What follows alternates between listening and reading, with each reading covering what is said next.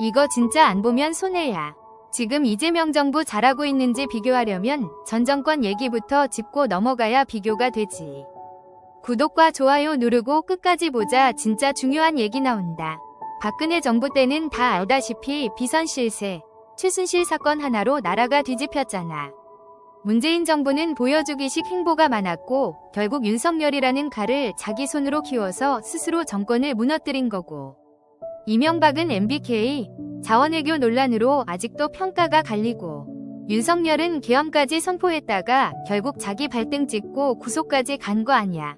검사 출신답게 정치를 법처럼 끌고 가려다가 자기 무덤을 판 거지 뭐. 여기까지는 시작이고 진짜 흥미로운 건 지금부터니까 구독과 좋아요 한 번만 눌러줘. 언론 해석은 더 웃기다. 김어준 방송에서는 한쪽으로 몰아가고, 국힘 신의 한수 같은 데서는 정반대 얘기하고, 결국 어디서 듣느냐에 따라 완전히 다른 얘기가 돼버리는 거야. 근데 이재명 정부 들어와서 이제 100일 됐잖아. 지난 정권과 다른 게 뭔지 알아. 국무회의를 아예 통째로 공개한다는 거야. 이렇게 투명하게 보여주는 건 처음이지. 이런 얘기 주류 언론에선 절대 안 하지. 구독해두면 더 깊은 얘기 계속 들을 수 있을 거야. 외교도 보면 친미, 친중, 친일, 친베트남 가리지 않고 유연하게 가는 게 보여. 국방, 경제, 출산 전부 다 연결돼 있는데, 친미로는 트럼프한테 직접 피스메이커 발언하면서 미국의 필요성을 인정한 거고, 국방에서는 종전까지 끌어내려는 합리적인 태도를 보였고, 친중으로는 국무회의에서 중국인들이 들어와야 소상공인이 산다고 발언했잖아. 초등학생 체력시험 수준으로 경찰을 뽑아서 치안이 걱정이 되긴 하는데 이런 부분만 보완된다면 방향 자체는 크게 틀리지 않다고 생각해. 아직 안 눌렀으면 구독과 좋아요 눌러줘. 더 자극적인 분석까지 끝까지 들을 수 있을 거야. 그리고 진짜 심각한 건 출산율이지.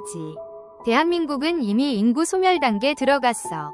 나는 출산율은 남성 인권을 여성 인권으로 나눈 지수라고 생각해. 80년대, 90년대만 해도 출산율이 높았어. 그리고 우리보다 GDP 낮은 나라들이 보통 출산율은 높지. 그런데 선진국으로 갈수록 출산율은 낮아지고 유럽이 대표적인 볼 수 있지. 이런 선진국에서 공통적으로 보이는 게 바로 페미식 이기주의야. 의무와 책임은 회피하면서 권리만 주장하는 거지. 이것을 대응 못하는 선진국들이 출산율이 떨어지더라고. 호의로 하던 것들을 권리로 알고 법으로 강제하고 있어. 생활보호자법이나 결혼 전 재산까지 분할하게 하는 재산 분할은 남자들 인권을 억압하는 걸로 볼 수 있단 말이야. 그러니까 한국 남자들이 한국 여자를 피하게 되고, 여기 공감되면 좋아요 꼭 눌러줘. 그 결과 양양이나 해운대 같은 데도 젊은 층이 없어져서 소비를 하지 않고 출산율뿐만 아니라 경제까지도 악영향이 발생한 거지. 이런 상황에서 출산율을 회복하기 위하여 일본이나 베트남과 연대하려는 모습은 굳이 국내에서 해결하지 않고 국제결혼으로 해결하려고 하는 대단히 유연한 사고방식이라고 볼 수 있는 거지. 한국 여자도 국제결혼하고 한국 남자도 국제결혼해서 한국에 정착해서 살 수 있다면 인구수는 오히려 가파르게 증가하겠지. 이런 모습을 볼 때 이재명은 자기 철학이 있는 것 같아. 탁상공론과 파벌 싸움이 아니라 상식선에서 적극적으로 해결책을 찾으려는 모습이 보이거든. 이건 솔직히 칭찬할 만하지. 했던 것들을 보면 노란봉투법은 악용될 소지가 우려가 보이고, 노조 세습 채용 끊으려는 시도나 고신용자 혜택 줄이고 저신용자 부담 덜어주려는 발상은 신선하고 잘못된 부분을 개선하려고 적극적으로 참여한다고 생각해서 좋아 보여. 완벽한 답은 아니어도 국무회의에서 이런 걸 투명하게 논의한다는 것 자체가 대한민국 정치 발전에 기여한다고 생각해. 이런 얘기 놓치면 손해야. 구독과 좋아요 누르고 끝까지 들어줘. 여당, 야당이 파벌 싸움으로 시간만 버리는 거랑 비교하면 훨씬 실용적이고 합리적이잖아. 실제로 코스피가 역대 최고점 찍은 게 그 증거지.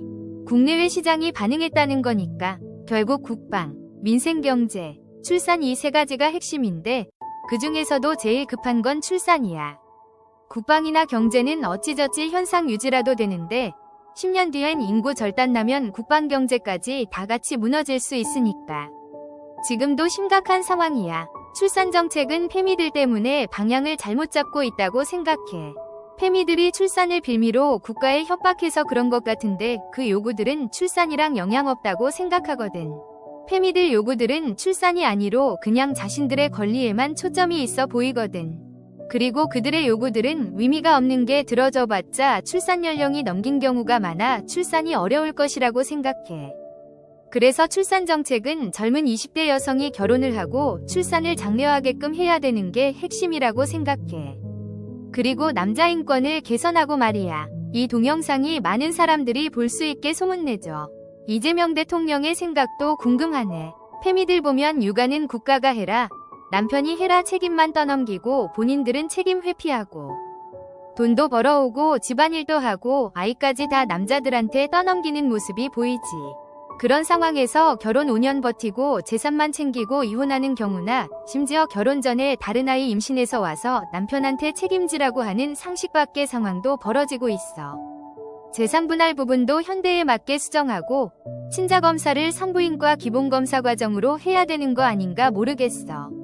이런 사회 분위기에서 한국 남자들이 한국 여자를 불신하고 멀리하는 게 이상한 게 아니라고. 이런 부분 공감되면 좋아요 눌러주고 구독해두면 다른 공감되는 이야기도 볼 수 있을 거야. 의무와 책임 없는 사회가 계속되면 대한민국 미래는 진짜 흔들릴 거야. 그래서 이재명 대통령이 이 문제를 어떻게 풀어낼지가 궁금해. 그리고 성평등 가족부 말인데 출산율 개선은 하나도 못하고 예산만 늘어나고 있어. 제 기능을 못하는 거지. 이런 부서는 보건복지부 산하로 편입해서 축소하고 출산가족 정책에만 집중하게 만들어야 효율이 산다고 생각해. 이 부분 놓치면 대한민국 미래 못 바꾸니까 구독과 좋아요 누르고 의견 남겨줘.